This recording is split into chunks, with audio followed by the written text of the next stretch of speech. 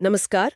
आज हम doctor Joseph Murphy की काफी मशहूर किताब अवचेतन मन की शक्ति इस पर थोड़ी गहराई से बात करने वाले हैं। हाँ बिल्कुल। ये किताब तो मतलब कई लोगों की जिंदगी का हिस्सा रही है। सही कहा। तो हमारा इरादा है इसके जो मुख्य आइडियाज हैं उन्हें समझना, जैसे ये अवचेतन मन ये असल में है क्या, कैसे काम करता है और हमारी लाइफ पर मतलब सेहत, पैसा, रिश्ते, कामयाबी, इन सब पर इसका क्या असर होता है। बिल्कुल। खासकर ये कि हमारे जो विचार हैं, हमारे विश्वास, उनकी क्या भूमिका है इसमें। क्या सच में हमारे अंदर कोई ऐसी शक्ति है जो जो हमारी दुनिया बदल सकती है। चलिए देखते हैं। हाँ, ये विषय वाकई में बहुत गहरा है। देखिए, किताब की जो बुनियाद है वो इसी बात पर टिकी है कि हमारे पास सोचने के दो लेवल हैं, दो स्तर। अच्छा। एक है चेतन मन, जिससे हम रोज सोचते हैं, फैसले लेते हैं, तर्क करते हैं, हाँ, लॉजिक वाला मन। बिल्कुल। और दूसरा है अवचेतन मन। ये है हमारी गहरी मान्यताओं का घर, हमारी आदतों का, भावनाओं का। ओ, तो ये स्टोरेज जैसा हुआ। हाँ, एक तरह से। और ये तर्क नहीं करता, ये बस एक उपजाऊ जमीन की तरह है। आप जो बीज बोएंगे वो उग जाएगा।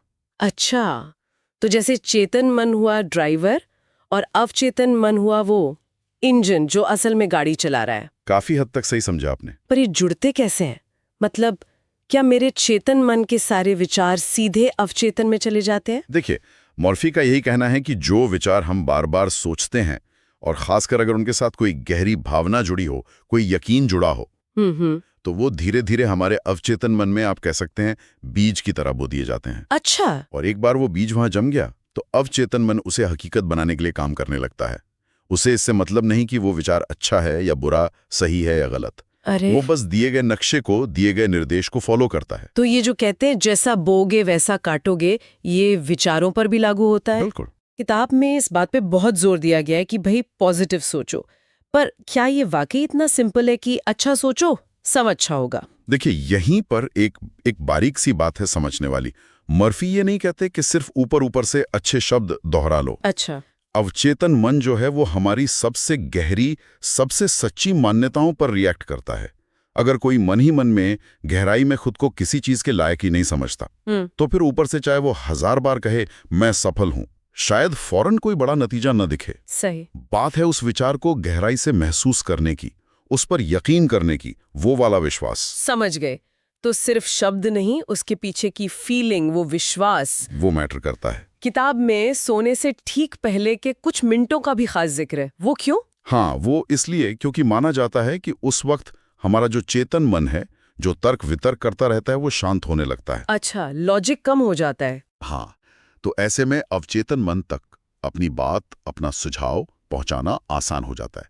इसीलिए सलाह दी जाती है कि सोने से पहले बिल्कुल शांत मन से कुछ खास बातें दोहराई जाएं। एफर्मेशंस कहते हैं शायद इनको। हाँ, एफर्मेशंस या सकारात्मक पुष्टि।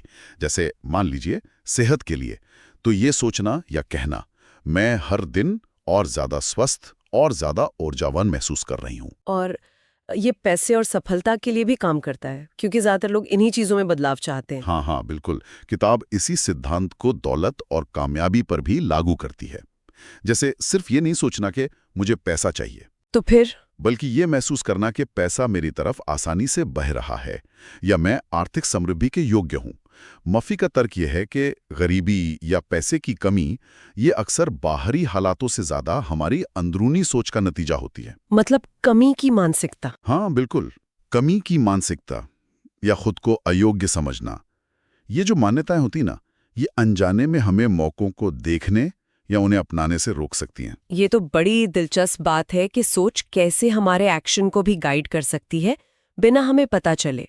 और रिश्तों या सेहत के बारे में क्या वहां भी यही लॉजिक है? वही सिद्धांत, बिल्कुल वही। रिश्तों में सुधार के लिए, दूसरों के लिए मन में अच्छी भावनाएं रखना, माफ करने का भाव लाना।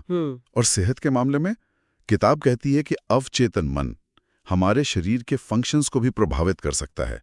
अगर लगातार डर है, चिंता है, गुस्सा है, नेगेटिव इमोशंस। हाँ, ये नेगेटिव भावनाएं शरीर पर बुरा असर डाल सकती हैं।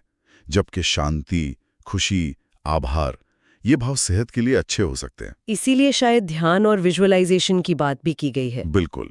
विजुअलाइजेशन यानी मन की आंखों से देखना, अपने लक्ष्य को हासिल होते हुए देखना, उसे महसूस करना जैसे वो अभी हो रहा है। तो अगर हम सब कुछ समेटें तो मेन पॉइंट ये है कि हमारा अवचेतन मन एक बहुत शक्तिशाली औजार है जो हमारे गहरे विश्वासों के हिसाब से काम करता है। बिल्कुल, और इसका सीधा मतलब ये है कि हमें अपने विचारों और विश्वासों को लेकर बहुत सजग, बहुत सावधान रहने की जरूरत है। सही। और अच्छी बात यह है कि इसे सकारात्मक, स्पष्ट और लगातार दोहराए जाने वाले विचारों से प्रोग्राम किया जा सकता है, जैसा मर्फी बताते हैं। लेकिन इसमें वक्त लगेगा शायद। हाँ, ये बहुत जरूरी बात है। ये याद रखना होगा कि गहरी मान्यताओं को बदलने में समय लगता है, सब्र चाहिए।